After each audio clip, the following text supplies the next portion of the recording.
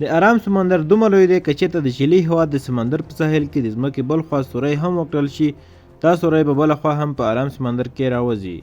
فرمانالله ریحان یو ځل بیا تاسو په چوپړ کې ښه راغلاست وایي. په نړۍ کې سمندرونه په 5 برخو ویشل شوي دي چې تر ټولو لوی سمندر د ارام سمندر په نوم یادېږي چې بشپړ پراخوالی 165 میلیونه کیلومتره مربع کېږي. په دې ټول سمندر کې په ډېر کم شمېر ټاپوګان دي او دا ټاپوګان دومره کوچني دي چې د دې سمندر په مقابل کې یوازې د یوه کوچني ټکي په څېر ښکاري چې په دې کې ډېری داسې ټاپوګان دي چې تر اوسه پورې پرې کوم انسان قدم نه دی ایښی. په دې معنا چې که چېرته په ارام سمندر کې څوک ورک شول نو د هغه د پیدا کولو چانس به ناممکنه وي. خو نن به تاسو د داسې یو انسان رښتینې کیسه واورئ چې له یوې وړې کښتۍ سره په ارام سمندر کې ورک شوی وي او هغه هم د 10 یا 15 ورځو پورې نه بلکې د 438 ورځو پورې. دغه شخص داسې نړیوال ریکارډ جوړ کړی چې هیڅوک د ریکارډ ماتولو ته زړه نه ښه کوي.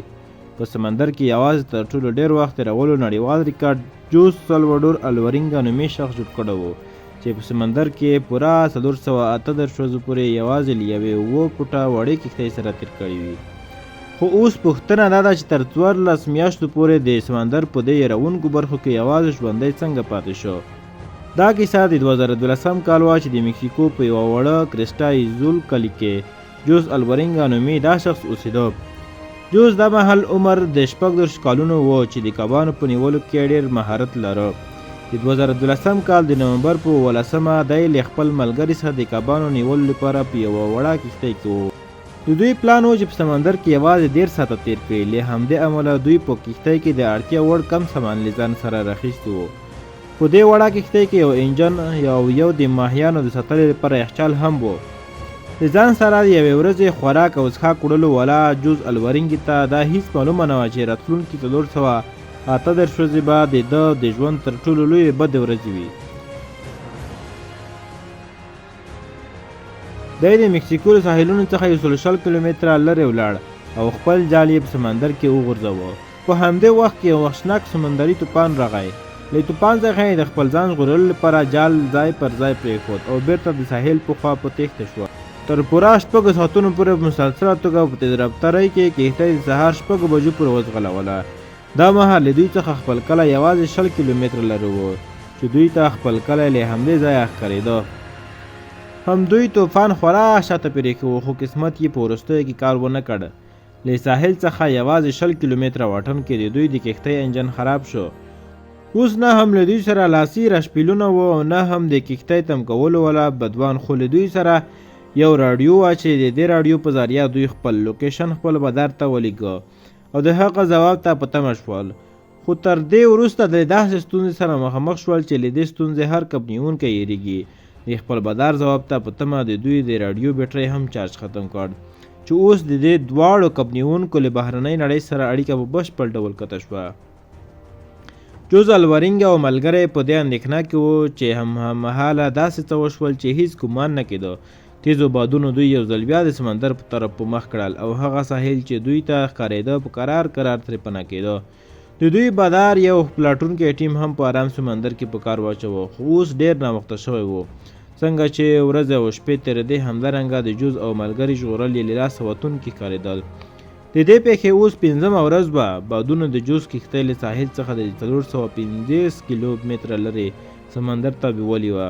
دوی د سمندر په داسې ساحه کې موجود و چې هره بخوا یوازې له اوبو پرته نور هیڅ شی نه ښکارېده.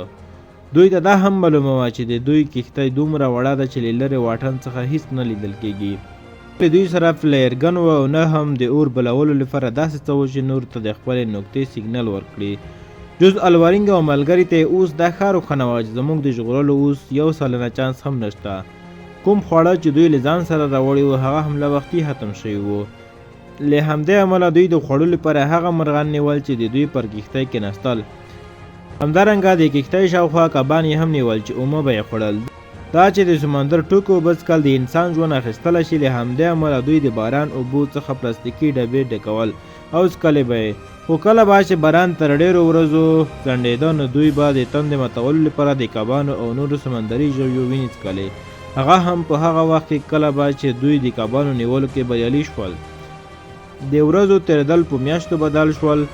دوی چې له کوم ذهني او فزیکي کړاو څخه تېرېدل موږ یې تصور هم نشو کولی. اخر هم د جوز الورینګه ملګري دا کړنه برداشت نشو کړای او له 4 میاشتو تېرېدو وروسته یې ځانوژنه وکړه. اوس له جوز سره په دې کوچنۍ کښتۍ کې د خبرو کولو لپاره هم څوک نه و چې چارچاپېره په سمندر کې یوازې و. که په سټلایټ کې وګورو جوز د سمندر په دې حصه کې موجود و او دا د نړۍ ارامه حصه بلل کېږي. حتی له دې ځایه کارګو بېړۍ هم ډېر کم وخت تېرېږي. مکسیکو له ساحلونو څخه په ورک کېدو سره 6 میاشتې تېرې شوې وي، په داسې حال کې چې جوز خپل ملګری هم له لاسه ورکړی و.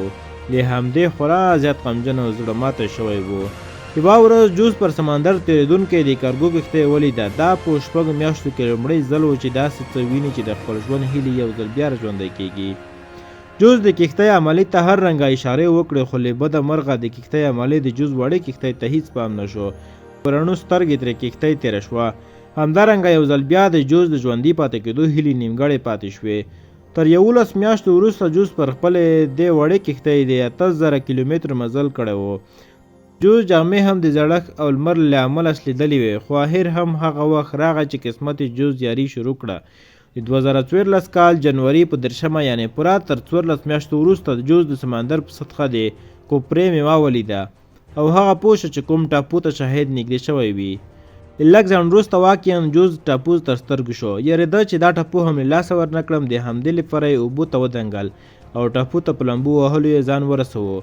له 14 میاشتو وروسته لومړی ځل و چې جوز پر ځمکه قدم کېښود. قدم وهلو سره سم یوه خونه او ترڅنګ یې یو شخص تر سترګو شو.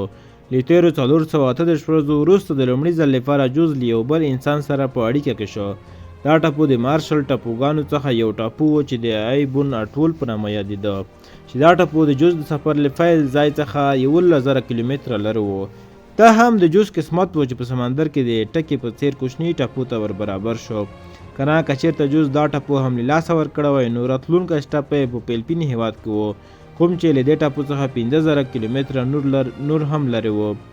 جوز له همدې ټاپو څخه د الوتکې په واسطه خپل کور ته ولېږدول شو، خو په رسېدو سره جوز له یوې بلې لویې ستونزې سره مخامخ شو. جوز د بیرته رسېدو سره سم د 428 ورځو په نوم یو کتاب خپور کړ، خو په جوز د خپل ملګري قتل تور هم ولګول شو. ځا پرې وکړل شوه، د هغه ملګري د قتل تور پرې ولګول شو چې له کښتۍ څخه یې سمندر ته په دنګولو یې ځان وژنه کړې وه. معلوماتو له کتلو څخه مو نړۍ مننه. نور داسې ویډیوګانو لپاره زموږ یوټیوب سره سبسکرایب کړئ.